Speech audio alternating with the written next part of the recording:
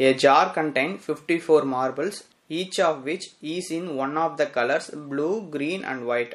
The probability of drawing a blue marble is 1/3. Probability of drawing a green marble is 4/9. How many white marbles does the jar contain? So ஒரு ஜார்ல 54 marbles இருக்கு. அது 3 type of colours இருக்கு. Blue, green, white. So ப்ளூவோட probability வந்து 1/3, கிரீனோட probability வந்து 4/9. How many white marbles does it contain அப்படின்னு கேட்குறாங்க. So n of s equal to total number of marbles, that is 54. So probability of b equal to 1/3, probability of g equal to 4/9.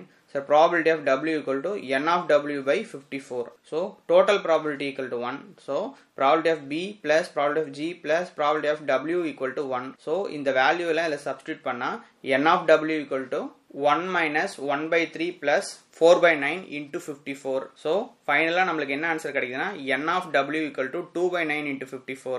So இதை solve பண்ணா n of w equal to 12. So total number of white marbles equal to 12.